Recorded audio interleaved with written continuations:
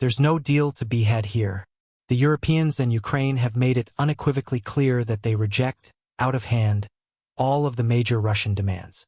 And from the Russian perspective, those demands are non-negotiable. So there's nothing to negotiate here.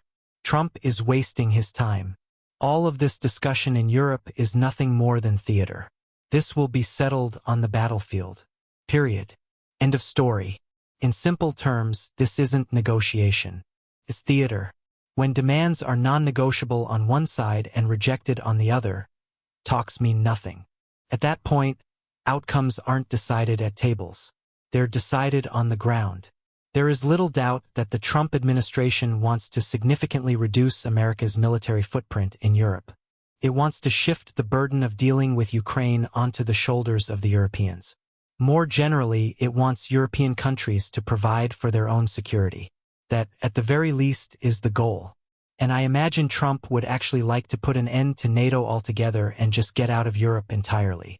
Politically, that would be very difficult to do right now, but if Trump had his way, that's likely what he would want. In simple terms, this is about responsibility shifting. Donald Trump doesn't want Europe to depend on American power forever. He wants Europe to pay for and manage its own security.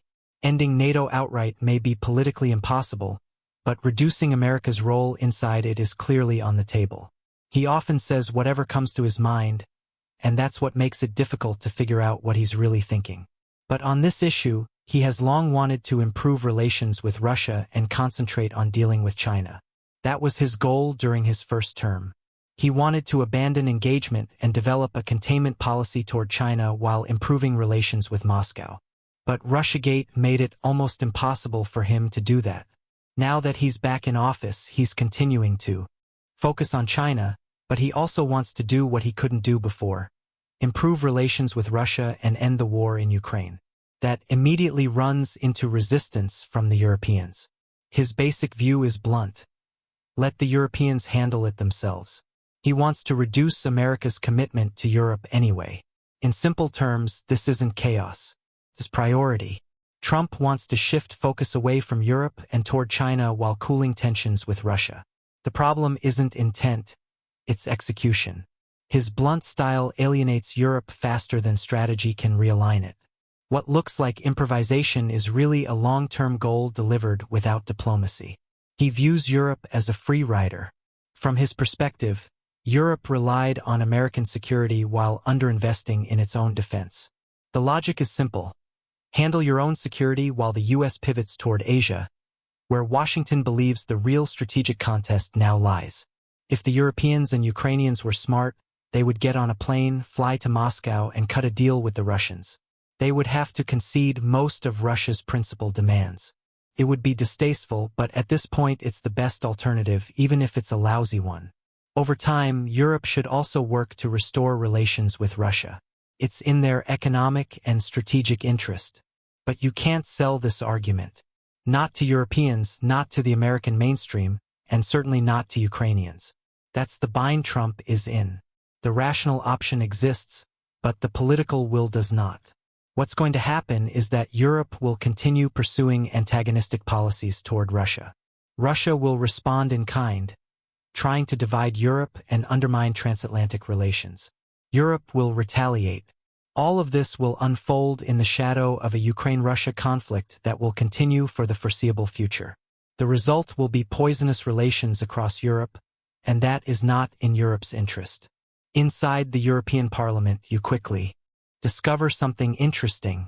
People on the far left and the far right are often open to arguments about ending the war. But the political center is adamantly opposed to any agreement with Russia and wants to continue fighting. When leaders like Emmanuel Macron, Friedrich Merz, or the British Prime Minister speak, they echo that establishment center. This is the paradox. The political edges want an end, but the center refuses to let go. These elites are deeply Russophobic and remain hostile even as Ukraine loses on the battlefield and Europe has no way to reverse the situation. There is no military fix. Now that the United States is stepping back, the economic burden has shifted to Europe, which simply doesn't have the money. When you combine battlefield realities with economic constraints, you have to ask, why aren't European elites trying to shut this war down? Why push on when Ukraine is clearly doomed? The answer seems to be ideology colliding with reality. What's left isn't strategy, it's denial. And denial is the most expensive policy of all. The idea that Russia's economy would collapse and win the war through sanctions was never serious. Now the US is pulling back under Trump, and Europe is being asked to fill a gap it cannot afford. That's why talk of seizing Russian assets has emerged. Not from confidence, but desperation. When economics fail, norms are the next casualty. Trump and European leaders are now engaged in a war of words. Trump's contempt for European elites is open and unprecedented, and they loathe him in return. Rhetoric is escalating, and there's no sign it will stop. At some point, the war in Ukraine will end in a devastating defeat for NATO. When that happens, the blame game will begin. Europeans will blame Trump for pulling back. Trump will argue it was Biden's war and that Europe should have taken responsibility. What you're seeing isn't alliance politics anymore. It's positioning for blame.